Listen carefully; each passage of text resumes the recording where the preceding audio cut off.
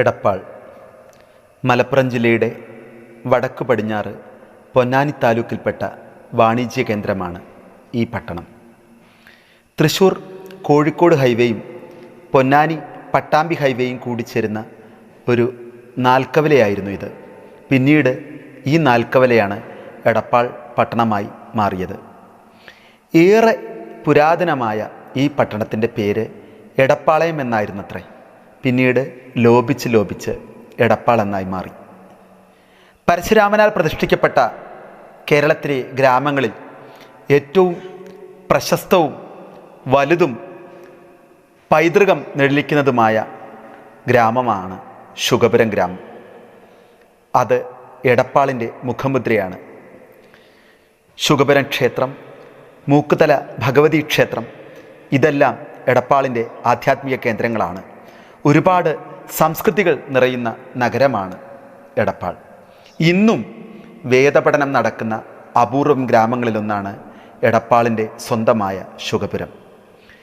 പ്രകൃതി രമണീയമായ പ്രദേശത്താൽ നിറയുന്ന പട്ടണം കൂടിയാണ് എടപ്പാൾ. ബീയങ്കായൽ, നിളാനദീതീരം, ഇതെല്ലാം എടപ്പാളിൻ്റെ മുഖമുദ്രകളാണ്. മലപ്പുറം ജില്ലയുടെ ഏറ്റവും പ്രശസ്തമായ ഓണവിപണി നടക്കുന്ന കേന്ദ്രമാണ് എടപ്പാൾ. തൃശ്ശൂർ കുന്നുംകുളം മുതൽ പാലക്കാടൻ മേഖലകളും മലപ്പുറം ജില്ലയുടെ വലിയൊരു ശതമാനവും പുരാട വാണിഭത്തിലേക്ക് ഒഴുകിയെത്തുന്നു. ഗുരുവായൂർ ക്ഷേത്രത്തിലേക്കുള്ള കാഴ്ചക്കുലകൾ വരെ കൊണ്ടുപോകുന്നത് ഈ പുരാട വാണിഭത്തിൽ നിന്നാണത്രേ. വണ്ടിയും വള്ളവുമില്ലാതിരുന്ന കാലത്തുപോലും ജനങ്ങൾ പുരാട വാണിഭത്തിന് എത്തിയിരുന്നു. അത്രയും പുരാതനവും പ്രശസ്തവുമാണ് എടപ്പാളിൻ്റെ ഈ പുരാട വാണിഭം. സാംസ്കാരികമായും പൈതൃകപരമായും എല്ലാം ഉയർന്നു നിൽക്കുന്ന എടപ്പാൾ നഗരം കലകളുടെയും ഒരു കേന്ദ്രമാണ്. താളവാദ്യ കലാകാരന്മാർ, സാഹിത്യകാരന്മാർ, സംഗീത വിദ്വാൻമാർ എന്നിങ്ങനെ എല്ലാ മേഖലകളിലും പെട്ട മഹാപ്രതിഭകൾ എടപ്പാളിൻ്റെ പ്രശസ്തിയെ വാനോളമുയർത്തുന്നു. സാഹിത്യത്തിൻ്റെ തറവാട്ടുകാരനവരായ അക്കിത്തം നമ്പൂതിരി, ചിത്രരചനയിലൂടെ കേരളത്തിൻ്റെ പ്രശസ്തി ലോകമെങ്ങും എത്തിച്ച ആർട്ടിസ്റ്റ് നമ്പൂതിരി, പ്രിയപ്പെട്ട സാഹിത്യകാരൻ ആലങ്കോട് ലീലാകൃഷ്ണൻ സാർ, കുമാർ എടപ്പാൾ, ഇവരെല്ലാം എടപ്പാളിൻ്റെ രത്നങ്ങളാണ്. ധാരാളം സംഗീത കൂട്ടായ്മകളും സംഗീത ക്ലബ്ബുകളും കലാപഠന കേന്ദ്രങ്ങളും എടപ്പാളിലുണ്ട്. അതിലേറെ മുൻപന്തിയിലുള്ള സംഗീത കൂട്ടായ്മയാണ് എടപ്പാൾ സർഗലയ എന്നത്. നല്ലൊരു സംഗീതാസ്വാദകനും ഗാനരചയിതാവും കലകളെക്കുറിച്ച് നല്ല അവബോധവുമുള്ള സുകുമാരേട്ടൻ്റെ നേതൃത്വത്തിലാണ് സർഗലയ രൂപം കൊള്ളുന്നത്.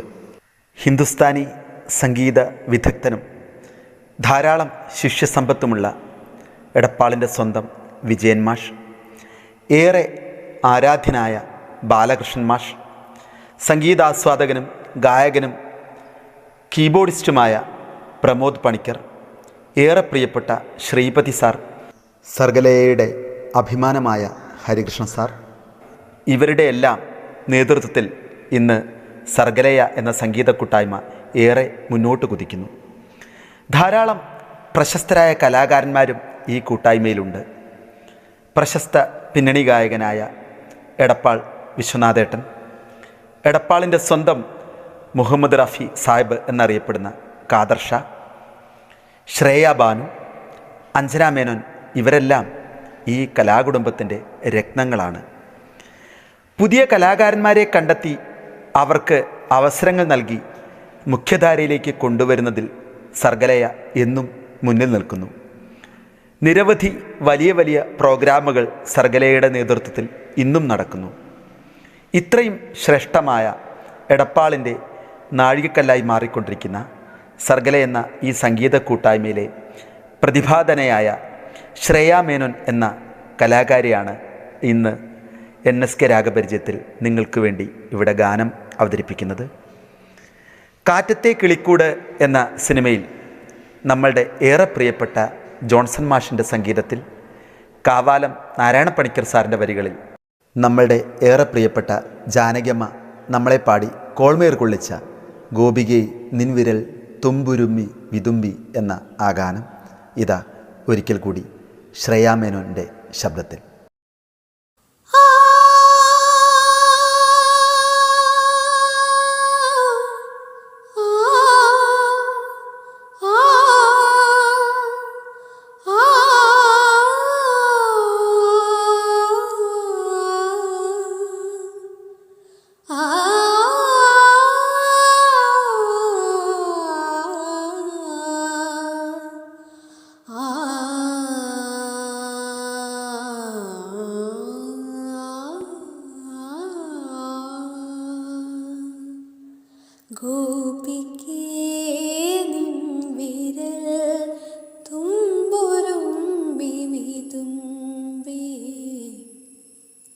ഗോപിക്കേ നിൻ വിരൽ തുമ്പൊരുമ്പി വിതുമ്പി വീണയോ ഹൃദയമോ തേനഞ്ചി തേങ്ങി ഗോപിക്കേ ആ ആ ആ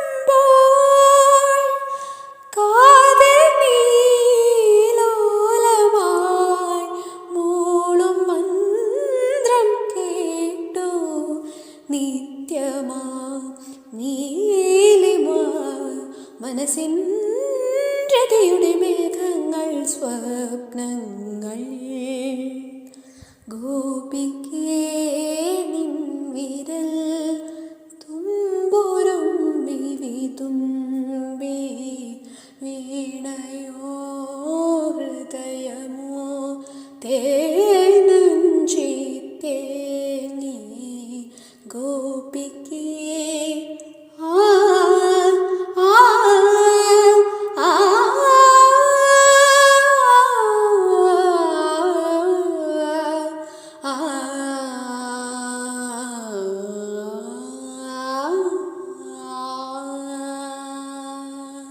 പ്രിയപ്പെട്ടവരെ, കലയെ ഇത്രമാത്രം പരിപോഷിപ്പിക്കുന്ന സർഗലയ എടപ്പാളിലെ ശ്രേയാമേനോൻ പാടിയ ഗോപികയെ നിൻവിരൽ തുമ്പിൽ എന്ന ഗാനം നിങ്ങൾ കേട്ടുവല്ലോ. ഈ ഗാനവും ഈ എപ്പിസോഡും നിങ്ങൾക്ക് ഇഷ്ടപ്പെട്ടെന്ന് തന്നെ കരുതുന്നു. NSK രാഗപരിചയത്തിൽ സംഗീതത്തിൻ്റെ പുത്തൻ വിഭവങ്ങളുമായി വീണ്ടും വരാമെന്ന് മാത്രം പറഞ്ഞുകൊണ്ട് നിങ്ങളുടെ NSK.